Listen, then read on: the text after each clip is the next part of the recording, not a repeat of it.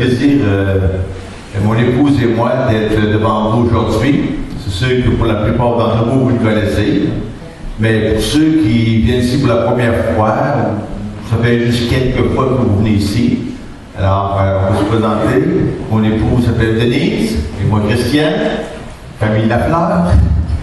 Et puis, nous voulons aujourd'hui commencer avec vous, je pense, une série, un séminaire, que ça aurait pu être sous cette forme-là, mais on va y aller plus, se rencontrer comme ça, un rendez-vous une fois la semaine, le dimanche matin, comme vous voyez. Et nous voulons ensemble couvrir, je pense, un sujet très important de notre société d'aujourd'hui, et surtout parmi nos familles chrétiennes. Et c'est même pour tout le monde. Résoudre les conflits au quotidien. Qui n'a pas de conflit? Alors, pour nous, ça va être important, je pense, de prendre le temps devant le Seigneur, d'évaluer tout cela, de regarder ce que nous en sommes, et maintenant, qu'est-ce que nous sommes prêts à faire, à aller pour grandir dans cette direction-là. Et croyez-moi, des vies vont se ranger. Pourquoi on est ici ce matin pour écouter ces conflits? J'aimerais ça que quelqu'un lève la main s'il n'y a pas de conflit. Moi, je ne la lèverais pas parce que même en préparant ce séminaire, la première fois qu'on a commencé, on s'est mis à s'astiner. Fait que ça a bien parti le début du conflit, hein, la résolution du conflit. On l'a résolu, comme vous pouvez voir ici. Ça marche. Exactement. Mais, vous savez, on est tellement occupés, on est tellement affairés durant la semaine, on est tellement débordés par le travail, les responsabilités familiales, etc. que pour venir ici ce matin, premièrement, c'est pour adorer Dieu. Priorité. Et deuxième, c'est vraiment pour apprendre ensemble. Résolution de conflit, on ne tombe pas peut-être dans la théologie, mais je peux vous dire une chose, on tombe dans le commandement de Dieu de s'aimer les uns les autres ardemment. Dieu est notre prochain. Donc, on va regarder ensemble un extrait du vidéoclip de ce qui se passe dans moi. De ce qui se passe dans nos cuisines la semaine.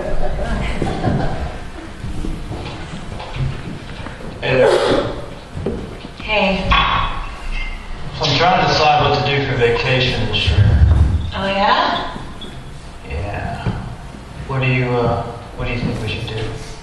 Good question. I was thinking this summer it would be a good idea if we went to visit my parents.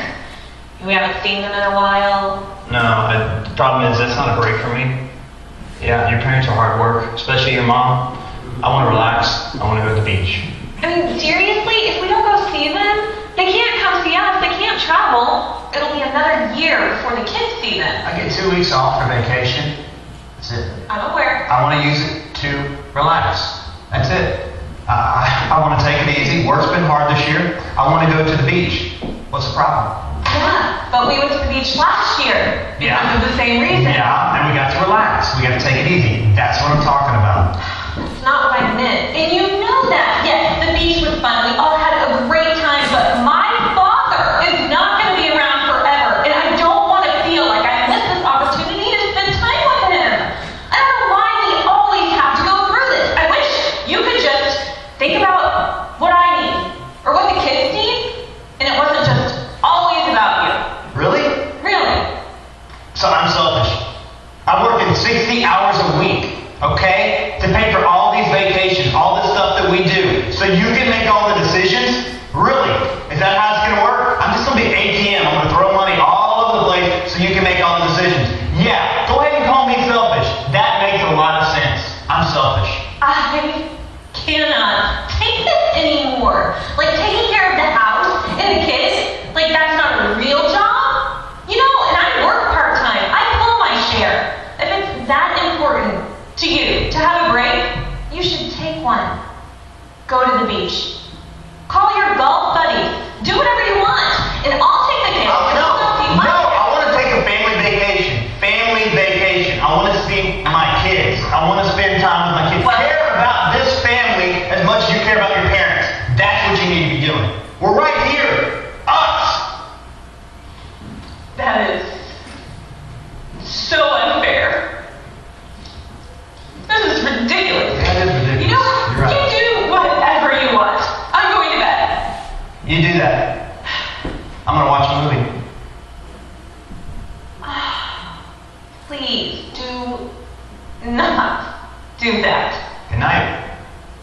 you tomorrow. Good night.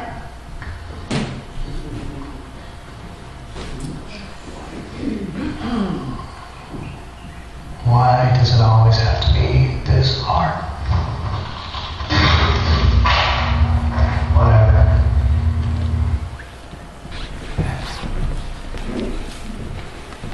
Alors pourquoi étudier le rétablissement de...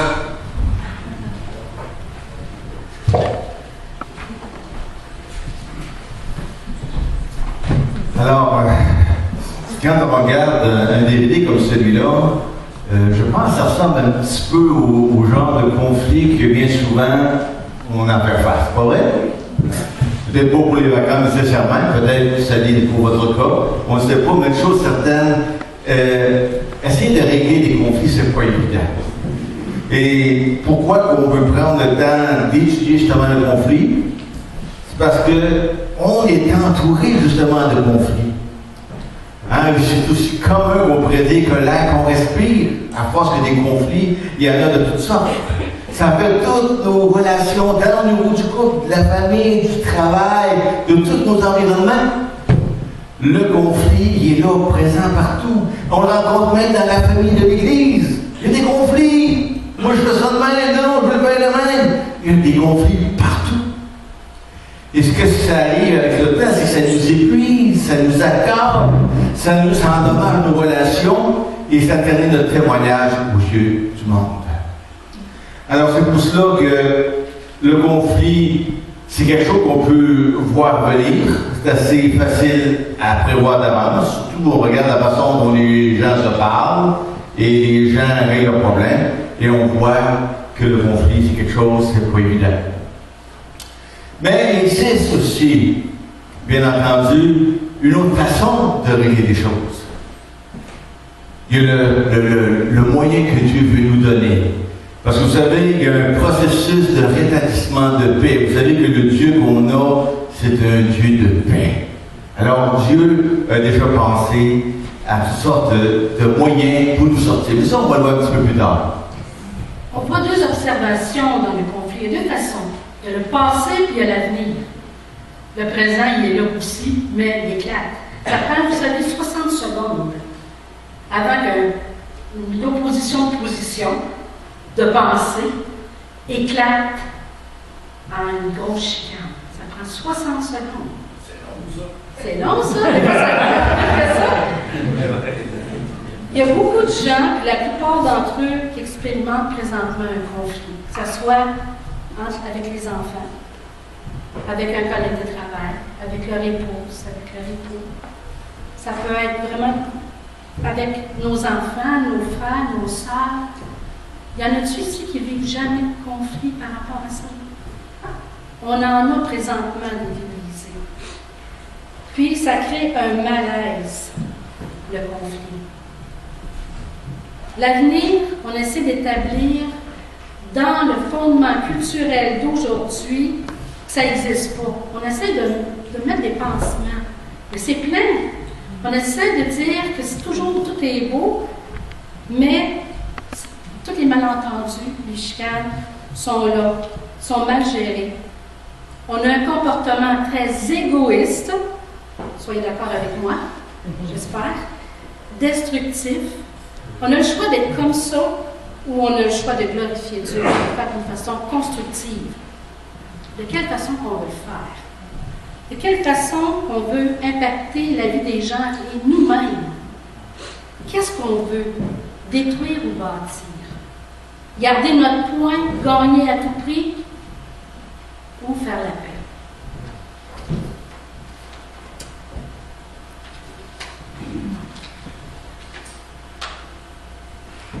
Nous autres, on a tout réglé. Pensez-vous? On est monsieur parfait, madame parfaite? Non. J'espère que vous ne pensez pas ça. Parce que, oui, on a encore des conflits, mais on sait mieux les gérer. C'est pas d'éviter d'avoir des conflits. On va toujours en avoir jusqu'à notre mort des conflits. C'est de savoir gérer les conflits. Et, je vais vous donner un exemple. Mon chéri, comment tu étais quand tu étais jeune, quand on s'est marié? Un petit secret. on va dire ça. C'est que moi, quand je suis venu au Seigneur, un an après, j'ai rencontré mon épouse, puis un an et demi à peu près, on s'est mariés.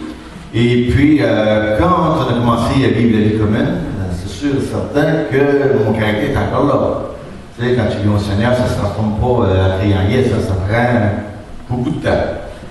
Et puis, je sortais d'une famille où j'avais été beaucoup blessé dans ma personne et qui faisait en sorte que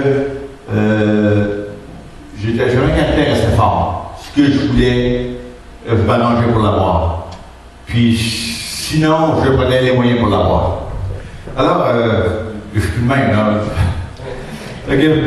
Mais par contre, ce qui s'est passé, c'est que quand Denise m'approchait, elle voulait avoir que je passe du temps avec elle, beaucoup d'affection et de tendresse et tout ça. Moi, quand j'arrivais de travailler, j'allais m'enfermer dans ma chambre pour aller lire ma Bible et prier le Seigneur. Je n'allais pas avoir, là. C'est ça que j'allais faire. Et là, on m'a amené, après 31 ans, elle était allée de ça, là. J'ai dit, ouais, hey, Christian, regarde, moi, j'ai passé la journée tout seul, puis je t'attendais, puis quand t'arrives, tu vas tout de suite t'éclipser dans ta chambre. Tu regardes, là, passe du temps avec moi avant, là, tu sais, pas ça si tu veux, mais là, moi, non, le Seigneur en premier. Ça a amené beaucoup de conflits, hein, imaginez, et puis quand elle insistait, j'avais un caractère assez fort, hein. Fait que moi, j'avais de la guitare, elle était venue me parler de oh, j'aurais mon voyage. Point, il était au près de sa tête, de la guitare. Ça, c'est un petit caractère. Ou des fois, quand ça ne marchait pas, là, je montais l'escalier, je me souviens qu'on restait, puis là, que ça ne marchait pas, je donnais des coups de poing dans les murs, puis quand ça y est, à fois, il faut que là, je place, c'était un peu réparé, mais. C'était pas un beau caractère. Ben, moi, le conflit, c'était quelque chose qu'il faut fuir, quelque chose qu'il ne faut surtout pas embarquer dedans. Puis si tu embarques dedans, tu prends le contrôle. Moi, c'était comme ça dans ce temps. Et moi, en tant que femme, je broyais tout le temps. Mais aussi, je ne faisais pas juste pleurer. Je criais. Quand je voulais avoir de quoi, à un moment donné, je levais le ton. Il fallait que ça passe par là. Et quand on est insécure, qu'est-ce qu'on fait? On contrôle. Donc, moi, insécure, pas bien, je me mettais à contrôler mon environnement, ma personne, parce que moi, j'avais des droits, et j'explosais et je me mettais en colère. Ça, c'était un petit peu ce qui se passait dans le prophète. Aujourd'hui, heureusement, avec l'aide de notre Dieu, ça a changé beaucoup, beaucoup. Je ne reconnais plus mon mari aujourd'hui de ce qui était dans le temps, puis sûrement qu'on a mis des règles de base, mais on va en reparler plus tard. Okay? On ne brûlera pas les étages. Je ne vous dis pas qu'on est des experts. Parce que mais on espère. On espère.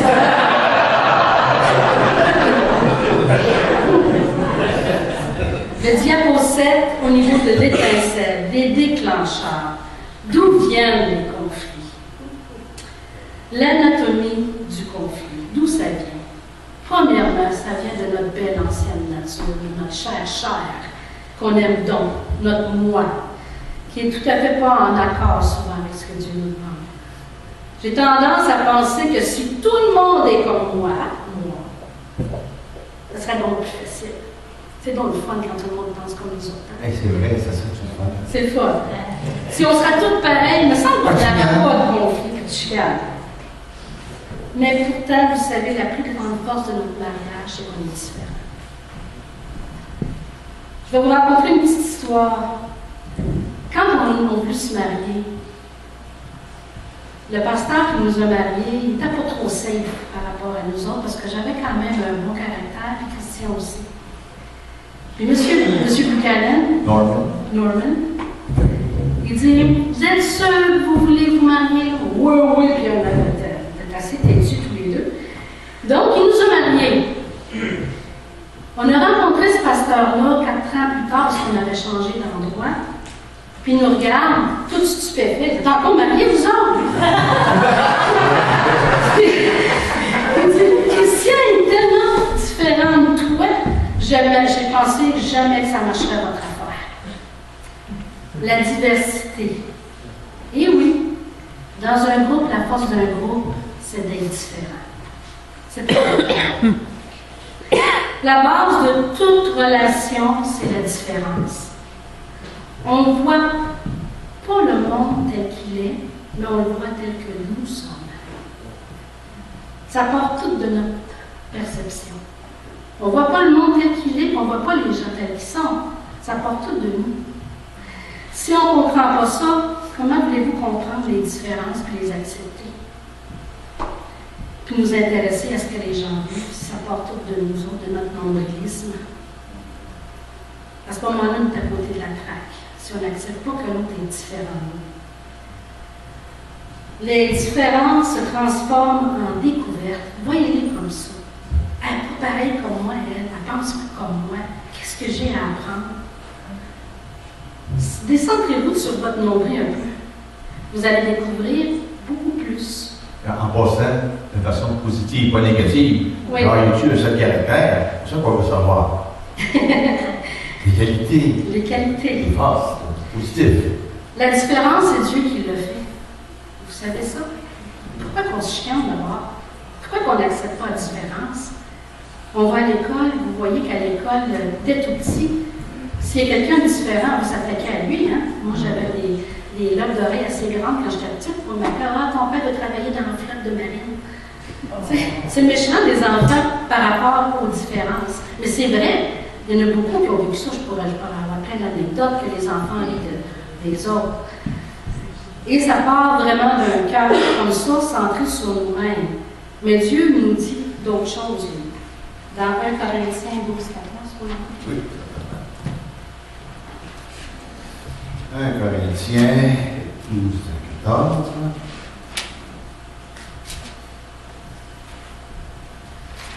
On fait des voyages. Et voilà. Alors, ça dit ici. Ainsi, le corps n'est pas un seul membre, mais il est formé de plusieurs membres. Alors, si le pied disait, parce que je ne suis pas une main, je ne suis pas du corps, ne serait-il pas du corps pour cela? Et si l'oreille disait, parce que je ne suis pas un œil, je ne suis pas du corps, ne serait-il pas du corps pour cela? Et si tout le corps était œil, où serait l'ouïe? Et s'il était tout ouïe, où serait l'odorat? Maintenant, j'ai attaché chacun des membres dans le corps comme il l'a fait. Vous voyez, ça vient de Dieu. Dieu, partout dans les Écritures, nous montre la différence. Partout dans les Écritures, Dieu nous enseigne là-dessus. On le sait là, mais on le vit dessus. En parlant des différences, en étant vraiment centré sur l'autre personne, en l'écoutant, je lui donne de l'oxygène. En l'écoutant, je lui permets de s'exprimer qui la personne est vraiment. Avant de mettre mon pied à terre, freiner, de dire « Hey, regarde, moi, là, j'ai lu l'affaire. » Vous savez qu'il y a même une autre place dans Romains 14 qui dit « Ne discutez pas ses opinions. » Bonjour. On connaît tout ça. Pourquoi qu'on ne le fait pas? C'est quoi le problème? Il n'a pas dit de partager, il n'a pas partagé les opinions. Il dit de discuter pas ses opinions. Ça, on va voir clairement plus tard. Les différences, c'est diversité, différents budgets. On ne pense pas pareil peut-être sur la façon de gérer l'argent. On ne pense pas peut-être pareil comment faire nos vacances. Moi, les vacances, pour moi, c'est pas en tout faire qu'un bon livre. Lui, les vacances, c'est bouger. Fait que quand on est allé en vacances, les premières fois, c'était chicane. Je détestais prendre des vacances avec lui, c'était un bout. Je vais penser un petit peu à ce qu'on vient de voir. Oui, vraiment, là. Mais, maintenant, on est capable de prendre des vacances, on s'entend.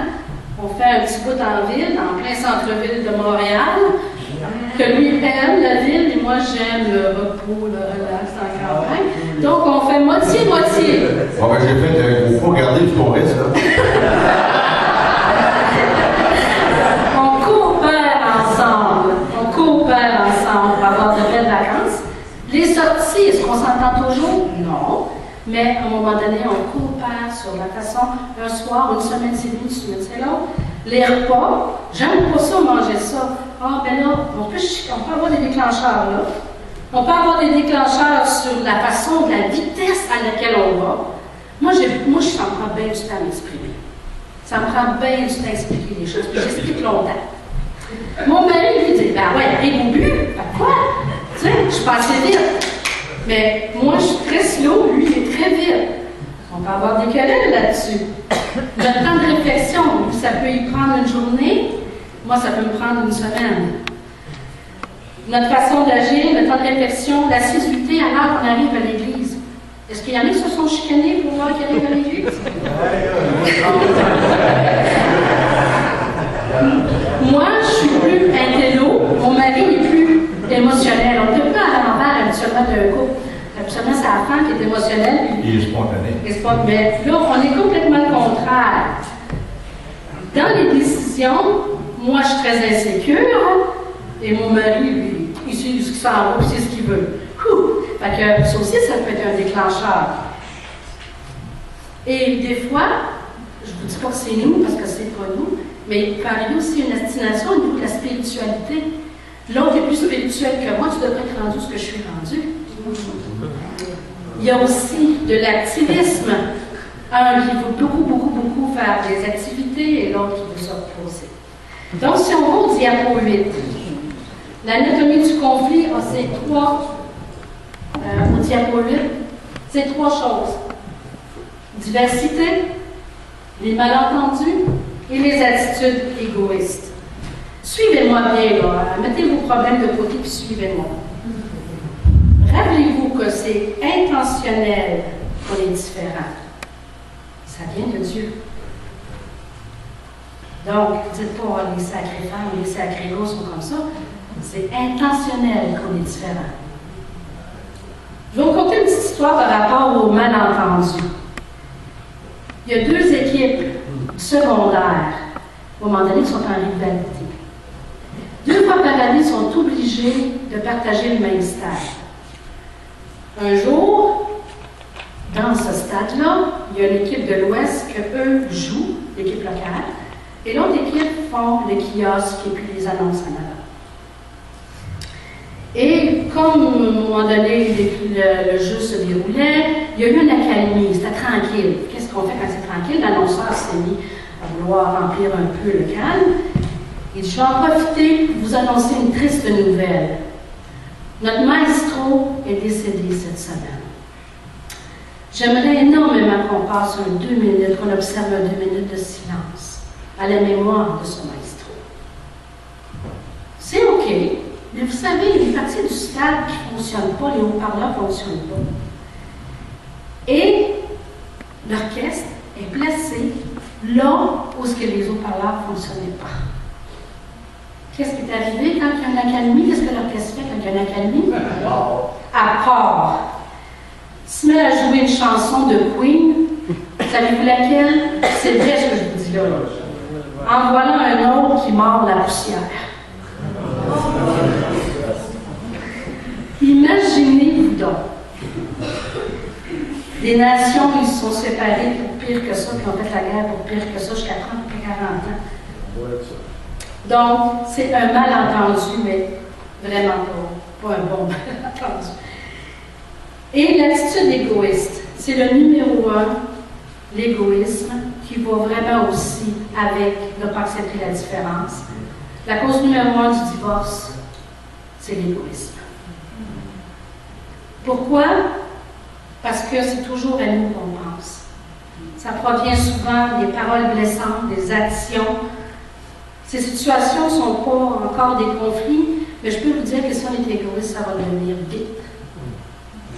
Comment on réagit à les déclencheurs que j'ai parlé tantôt, tous les déclencheurs? Si on est égoïste, c'est à mon agenda, à ma façon de faire. Moi, je pense comme ça. Moi, je suis comme ça. Toi, je t'écoute pas. Et c'est pas juste au niveau des couples. C'est la même chose entre vous. Hey, moi, là, je fais pas la louange comme ça. Ben moi, là, le prédicateur, là, non. Il n'est pas assez théologique à mon goût, c'est comme ça. Moi, là, OK, on a toutes des opinions différentes, puis on aime imposer notre façon de voir à l'autre. Le point clé des conflits. Moi, je veux ce que je veux.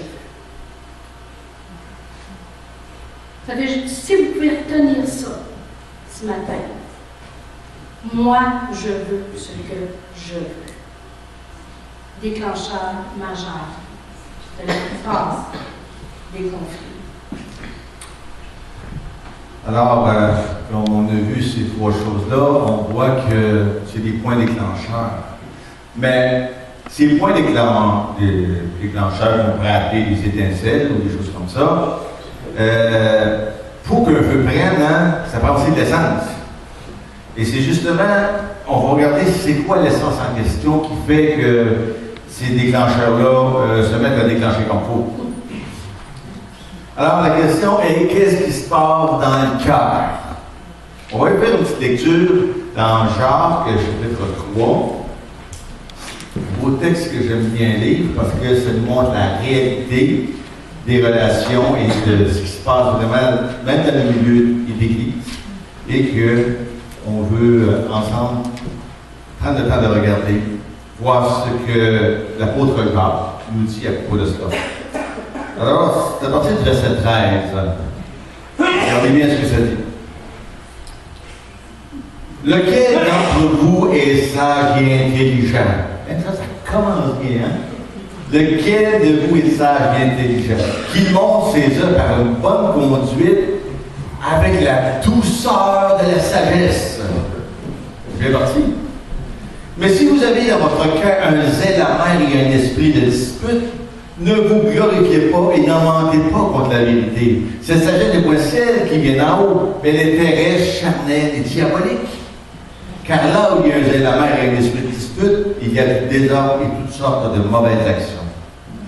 La sagesse d'en haut est premièrement pure, ensuite pacifique, modérée, conciliante, pleine de miséricorde et de bons fruits, exempte de duplicité et d'hypocrisie.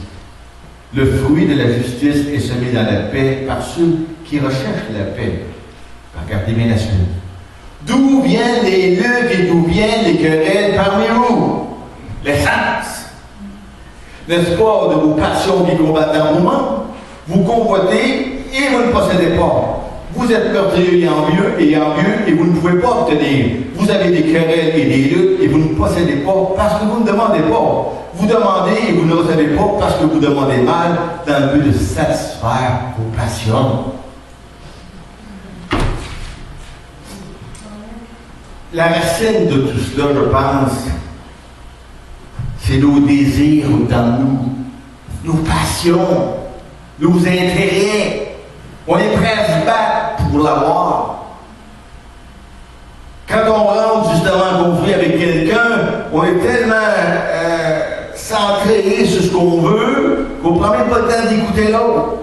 Et ça nous amène à ce moment-là dans des tensions, dans des chicanes, dans des querelles. Ce que je veux, ce que je désire, je veux l'avoir et je vais prendre le moyen pour l'avoir. Alors, ce qui veut dire, c'est que les envies sont la racine des conflits et un désir est devenu une exigence. Mais ce qui se passe, c'est qu'avec le temps, un désir contrôlé vient que c'est dommageable dans nos relations. Quand on se concentre trop sur une chose, ça devient une obsession. Je le veux tellement, c'est quelque chose que je veux tellement, que tu n'as plus de contrôle dessus. Un exemple, si vous rentrez de travail, par exemple, à la maison, s'il y en a qui ont des enfants, ou on prend un peu l'exemple, et puis là, les enfants, ça se court partout, puis ça crie, ça s'amuse, puis là, t'as une fichue de bonne journée, là, puis toi, t'es fatigué, là. Puis là, quand tu rentres à la maison, tu dis, hey, oh, tranquille, je veux la paix. Je viens d'arriver. Silence. Est-ce que ça fonctionne? Non. Absolument pas. Que pensez-vous qui va se produire? Sûrement, vous avez déjà le résultat de la solution, je ne sais pas. Il y a une solution? Un sous-sol.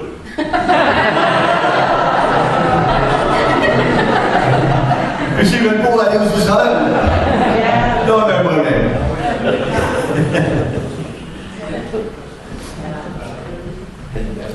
Mais dites-vous bien qu'il y a des gens qui sont prêts à détruire leur famille pour obtenir ce qu'ils veulent. Ils sont prêts à détruire leur vie de couple, peu importe ce qui arrive, pour avoir ce qu'ils veulent. Et après ça, chez les chrétiens, je peux dire que c'est un petit peu plus hypocrite, on va être honnête avec vous, c'est que quand le conflit est dans le couple et que chacun veut ses choses et que ni l'un ni l'autre est prêt à vouloir écouter l'autre et est prêt à trouver un chemin d'entente, eh bien, à ce moment-là, la relation est très difficile et le côté amoureux est très difficile à ce moment-là. Hein, quand on a quelque chose contre l'autre, c'est difficile de pouvoir avoir de l'amour ensemble et des temps de tendresse, on pourrait dire. Mais à la longue, c'est parce que les chrétiens disent dans sa tête, si je ne serais pas chrétien, je divorcerais là-dessus avec plaisir. Mais on ne dit pas, hey, on va dire ça pour un chrétien. Mais c'est là. Et il vient qu'à un certain moment donné, c'est ces choses-là qu'on veut tellement adorer, ça devient des idoles. Puis Dieu est contre les idoles. Et cette idole-là, ce qui se passe, c'est parce que ça prend la place de Dieu. On ne règle plus nos problèmes avec ce que Dieu nous dit dans sa parole. Mais d'où vient cette manière de penser pour les chrétiens qui sont supposés être la lumière du monde, puis qu'aujourd'hui, on dirait, ça ne brille plus du tout, là. Il n'y a plus de feu. Qu'est-ce qui se passe? C'est à cause dans le monde dans lequel on vit actuellement. Quelle est, pensez-vous, la plus grande préoccupation du monde? C'est la culture du moi. Pas vrai? Hein, on voit toutes ces annonces-là à la télévision. Oh, tu le mérites bien. Oh, vous le valez bien. Pas toi. Défends-toi. Cherche l'intérêt du numéro 1. Agis comme tu l'entends. Fais-toi du bien. Écoute ton cœur.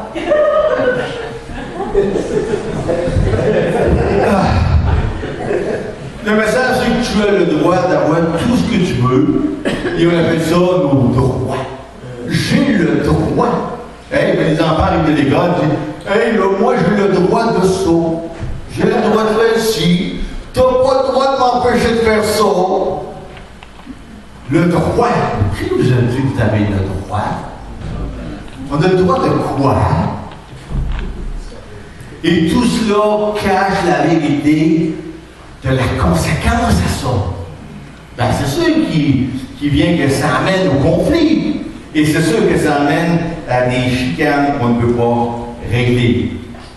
Alors, la recette du conflit, en d'autres mots, c'est à qui l'on pense en premier. Pas vrai? Puis quand on regarde une photo, là, tu sais, on est pris dans un groupe de personnes, et puis nous, on est pris au travers de tout ça. Qui on regarde en premier? Qui qu'on cherche en premier sa photo? Ah! Vous êtes tous savez, hein? Alors, le message que le monde nous envoie, c'est un message qui est très toxique, très destructeur, un piège pour nous les croyants, et qui nous enlève notre passion, notre joie de vivre des belles relations. Mais qu'en dit la Bible à propos de cela? Dans Philippiens 2, le verset 4, par exemple, nous dit que chacun de nous, au lieu de considérer ses propres intérêts, considère aussi ceux des autres.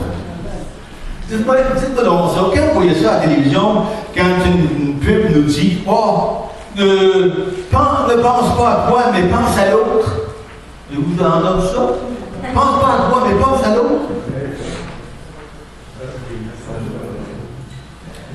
Nous sommes contaminés par les pensées égoïstes et nos enfants le sont aussi. Pourquoi? Parce que la nature de notre chair aime ça. On aime ça. Le moi, surtout si on lui donne la liberté de pouvoir être, à plus forte raison, c'est ce qu'on va vouloir valoriser en tout premier lieu. Et c'est le pourquoi qu'il y a tant de difficultés dans les relations aujourd'hui. Bien, on va prendre une petite pause de réflexion sur le prêté. Quelles sont les choses dans votre vie qui peuvent devenir des désirs incontrôlables? Ces choses vont-elles déjà occasionner des conflits? Est-ce qu'ils ont déjà occasionné des conflits? Alors, dans ma vie, on peut vouloir dire, moi je veux un calme, je ne veux pas de chicane. Alors, la façon pour obtenir ça, soit que je vais fusionner à mon époux, tout simplement, ou je vais acheter la paix. Comme ça, pas de conflit, j'ai la paix, je suis dans le cadre. Je ne sais pas si c'est comme ça chez les hommes ou les femmes, mais c'est ce qu'on voit souvent. On voit aussi de l'autre côté que les femmes, eux autres, ils veulent un mari parfait. Chanceux de lui, mais c'est pas tout le monde.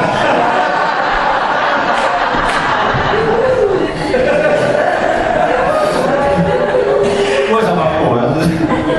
Je me sais, mais ça marche pas. Bref, les ados, eux autres, ils veulent des amis, puis là, on veut une vie facile. Comment être au contrôle de ma vie? Je veux contrôler ma vie.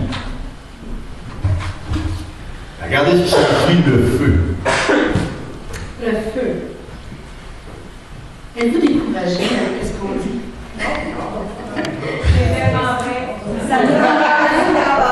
On est en train juste de dépeindre. C'est juste un intro. On n'a pas rentré dans les solutions encore. Un petit peu, mais pas beaucoup. Le feu, les effets destructifs du conflit. À chaque année, des milliers de gens, incluant les chrétiens, quittent leur emploi parce que ça ne fait pas leur affaire, parce qu'ils s'abstiennent avec leurs employeurs. Leur quartier, parce qu'ils sont écœurés de vivre dans un tel quartier, parce qu'ils sont assis avec des voisins. Leurs amis, à la suite de conflits qui n'ont pas été résolus. Laissent ainsi plusieurs personnes blessées. On ne règle pas, on fuit, on ne règle pas. Des parents deviennent étrangers aux yeux de leurs propres enfants parce qu'on a des conflits avec nos enfants, donc on ne peut plus les voir, ou des fois avec la famille élargie. Des fois, on redoute l'arrivée de Noël et les réunions de famille parce qu'il y a eu du conflit. Les familles éclatent et sont brisées par le divorce aujourd'hui. En raison de quoi? Du manque d'habilité et de la volonté de se réconcilier. On ne veut pas régler. On veut finir parce que c'est trop fatigant, ça gruge, ça use de régler des conflits. Certaines personnes détestent aller au travail et perdent beaucoup de leur productivité à cause des conflits qu'ils vivent, au lieu de les aborder. Parce qu'ils ont peur. C'est souvent la peur. Certains conflits dissimulent, par exemple, le commérage. Et il me semble qu'il n'y en a pas ici jamais. Les jugements, il n'y en a pas ici. Non, je ne vois pas ça. La critique non plus. On est parfait comme Église. De la rancune. Vous savez que tout ça, ça gruge, ça cause le découragement. Ça mine l'énergie des gens. Ça peut diviser. C'est ce que la parole de Dieu nous dit d'ailleurs. Les gens sont en proie au désespoir dans notre monde. Regardez autour de vous. Regardez autour de vous. Pas plus loin que chez vous, pas plus loin qu'à l'église. Moi, je vous connais la majorité d'ici. C'est un point négatif ou positif, donc je ne sais pas comment on veut le voir. Mais on est en douleur. On est souffrant. On est défonçant seul. On se sent isolé. Personne ne nous comprend. Il y a de la colère dans nous. Pourquoi? Parce qu'on n'a nulle part pour se tourner. Qu'est-ce qui est caché à l'intérieur? L'hypocrisie chrétienne, ça existe-tu? On se querelle, on envoie des messages, puis le monde nous observe. Si on repense aux vidéoclips, ce couple-là, qui sont chicanés dans la cuisine, c'est ça qu'ils voulaient, se chicaner? Non. Qu'est-ce qu'ils voulaient? Ben oui. Puis ils s'aiment. Ils veulent réparer, mais ils ne savent pas comment. Et qui sait comment ça va finir s'ils ne réparent pas, ce conflit-là? Même dans Éphésiens 4, ça dit que la colère ne se couche pas, que le soleil ne se couche pas sur la colère. Souvent, quand on vit ces stress-là et qu'on ne les règle pas, soit que c'est des feux de forêt, bien flambants, ou soit que c'est des petits feux. Tu sais, vous savez, là, quand ils essaient d'éteindre les feux, il y a en dessous de la braise, mais des fois, c'est de la braise prête à éclater. Qu'est-ce qu'on cache à l'intérieur? La diapo 18, Nathalie? On devrait apprendre à se la fermer. Il y a un zip. On peut s'en mettre un de temps en temps. Dans nos cours. Oui, si j'ai pas une table manqué d'air. Peut-être. Est-ce que des fois, ça peut arriver que vous vous dites, je me fiche de ce que la Bible dit à propos de ça. J'ai le droit. OK? Il y en a seulement qui peut dire, il se prend pour qui? Il se prend pour qui, les autres, là? Mon patron? Il n'a pas le droit de me traiter de la sorte et me dire ce que j'ai à faire ou pas faire. Ou, j'ai pas parlé à mon père depuis 10 ans. Pourquoi suis-je encore tellement en colère en dedans de moi? Une autre façon qu'on cache à l'intérieur, après ce qu'elle me fait, là, ou après ce qu'il me fait, jamais je vais lui pardonner. Pourquoi devait-elle partir? Pourtant, j'ai tout essayé pour changer, mais c'est jamais assez. Est-ce qu'il y a des cachettes comme ça à l'intérieur de vous? Est-ce que c'est l'image de notre Église, ça? De nous? De notre milieu de travail? Quelles sont vos pensées négatives qui se cachent à l'intérieur de vous? Hey, vous dites, ouh, ça commence dur, le séminaire, hein? On va sortir d'ici, puis on va avoir l'eau sur le corps. C'est vrai, mais malheureusement, c'est la vérité, ce qu'on est prêt là. Maintenant, posez-vous une question. Avec tout ce qu'on a entendu, est-ce qu'il y a de l'espoir? Ouais.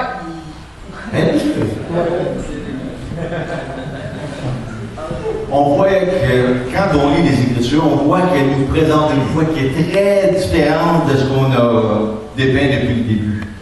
C'est une vision radicale, différente des relations.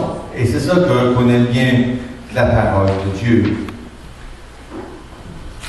Malgré les défis humains, il existe une différence déconcertante entre la vision biblique des relations et notre manière de gérer les conflits. Pour nos relations chrétiennes, par exemple, on regarde dans l'Évangile de Jean, chapitre 13, les versets 34 et 35. Disons le verset 35 pour de la partie qu'on veut ressortir. Il dit ici, à ceci, tous connaîtront que vous êtes mes disciples si vous avez de l'amour les uns pour les autres. La question qu'on se pose, est-ce que c'est vraiment ce qu'on vit? Ou c'est juste de surface, les apparences? Et quand on continue encore un autre verset qui suit, il dit ici, afin qu'ils soient parfaitement un et que le monde connaisse que tu m'as envoyé et que tu les as aimés. Comme tu m'as aimé. On voit ça dans l'Évangile de Jean, chapitre 17, verset 23. Ce qu'on voit dans ce verset-là, c'est que non seulement on forme un dans notre amour, mais les gens vont se poser la question, mais le fait que cet amour, il est vraiment là, sûrement que Dieu doit être au travers de tout cela, parce que c'est pas humain. Alors, un point important ici qu'on peut voir, que l'amour, c'est un point fort qui fait ressortir, qui nous semble vraiment. Pour nos relations avec le reste du monde, justement, il y avait un docteur de la loi qui posait une question à Jésus. Quel est le plus grand commandement de Dieu? Alors Jésus lui répondit, tu aimeras le Seigneur ton Dieu de tout ton cœur, de toute ton âme et de toute ta pensée. C'est le premier, le plus grand commandement. Et voici ce second qui lui est semblable. Tu aimeras ton prochain comme toi-même. De ces deux commandements dépend la loi et les prophètes. Dites-vous déjà poser la question, tu aimeras le Seigneur ton Dieu de tout ton cœur. C'est quoi ça, de tout ton cœur? Je vais vous le dire, moi. Quand on dit qu'on aime quelqu'un de tout notre cœur, c'est que nous aimons la personne telle qu'elle est là, mais nous en avons fait en tout premier lieu une décision. Une décision. Je décide de l'aimer telle qu'elle est là, cette personne, autant avec ses forces et ses faiblesses, autant avec ses qualités et que ses faiblesses et ses péchés. Ça, c'est quelque chose de tout mon cœur. J'y mets tout ce qu'il faut pour y arriver. De tout mon âme. Quand le Seigneur lui demande de l'aimer de notre âme, lorsque nous lui parlons, nous nous adressons à lui avec notre cœur, mais avec nos émotions, avec notre esprit, avec tout notre être. Comment Dieu aime tout notre âme. Le cœur est là. Je n'ai pas juste pris la décision, je le vis aussi avec mon Dieu.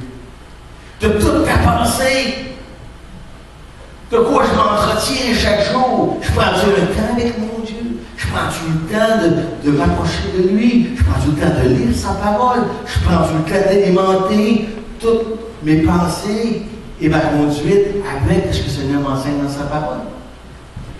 Où sont mes pensées durant la journée? C'est quoi qui gère ma vie? Et de toute ma force, si on continue un petit peu plus loin dans un autre texte dans Marc, de toute ma force.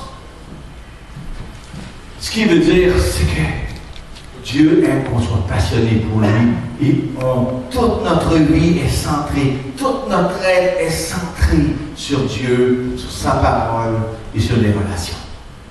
C'est pour ça que j'ai pris le temps de le commenter, c'est pas ça que pas supposé être, mais je dis, il faut prendre le temps de dire, d'en parler. Alors la Bible présente très clairement le plan de Jésus et son désir que les chrétiens vivent dans l'unité en s'aimant les uns les autres et en aimant ceux qui les entourent. Mais comment cela est-il possible? C'est le défi. Et oui, la réponse est aussi simple que ça. C'est pas d'essayer fort. C'est pas une question de volonté. OK, je sais. Non, ça ne marche pas de même. Dites-vous bien que la plupart d'entre nous, quand on vient au Seigneur, on a beaucoup de blessures qui, malheureusement, nous suivent dans notre relation chrétienne, malheureusement. Et puis, sans compter, il y a beaucoup de choses à changer aussi pour venir de plus en plus les chrétiens que le Seigneur souhaite. Alors, il y a beaucoup de travail. Un coup des choses à venir que Dieu souhaite.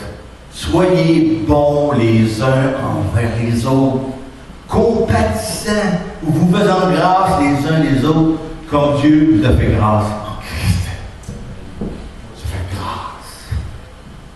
Alors, la clé pour faire preuve d'amour, de miséricorde, de pardon envers les autres consiste à comprendre l'amour, la miséricorde et le pardon que Dieu lui a envers nous. C'est donc pour nous, mais quand il s'agit des autres, c'est pas tout à fait pareil. Alors le conflit, excusez. Alors, en d'autres mots, le conflit, il n'y a pas personne qui veut ça.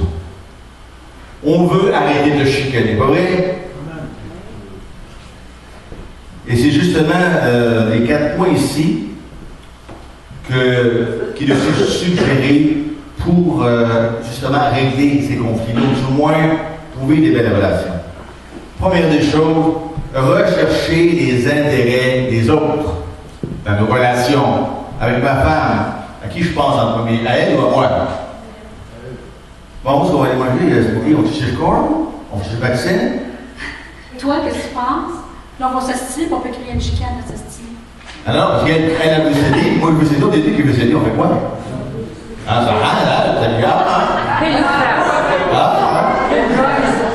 Quand on est prêt, on veut s'aider, on fait quoi, là? Allez manger à la maison, puis vous déciderez à manger. Bon, on vous suivra dans l'autre conférence. On continue. La deuxième chose, c'est nous honorer les uns les autres et faire passer les autres avant nous. Mais pour faire ça, ça prend de l'amour. Si l'amour n'est pas là, l'amour de Dieu, je parle, pas l'amour de soi. Si l'amour de Dieu n'est pas là, on va vivre ça. Faire preuve de miséricorde et abandonner nos droits. Bon, OK, je laisse tomber mes droits. Et bien entendu, refléter de l'amour de Dieu envers ceux qui nous entourent. Alors maintenant, ce qu'on va faire, vous avez vu la vidéo au tout début? Même si on fait ça pas de même, parce qu'on a une vidéo aussi dans la façon de Dieu maintenant, et ça donne comme résultat.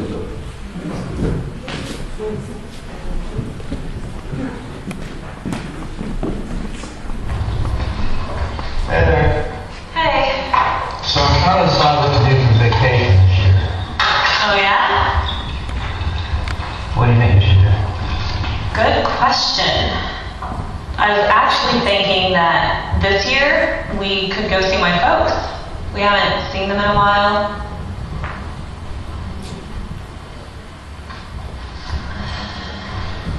Well, what do you think?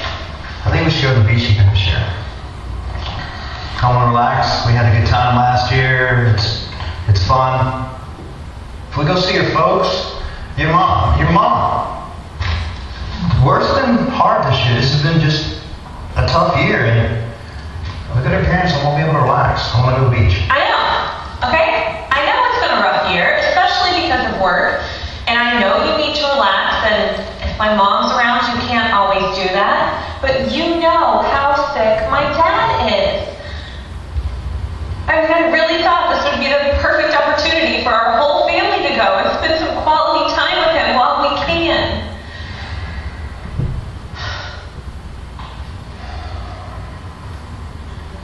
I know how important it is to see your dad. And I know we don't have much more time with him. Well, I wonder if we should do that. Okay, yeah. Yeah, let's do that. Well, I don't want you to not get the break that you need. I mean, the beach was great for our whole family last year. I just wish you got longer than 2 weeks. What if you take the kids and then you go see your folks? You take it for a week. No, hold on. And then the last couple days I come up, and then after that we can take the kids to the beach for a week. I mean, it's kind of choppy, but I think it works. Yeah, I think it sounds great. Okay, you get to spend quality time with your dad. We get to take the kids to the beach and relax, and I only have to see your mom for a couple of days. As long as you're good for being away a few weeks, then it's good for everybody. Yes, I think this sounds like the perfect solution. This is really important to me. I appreciate it. Hey, I'm gonna head up to bed. You coming? Yeah, I guess so.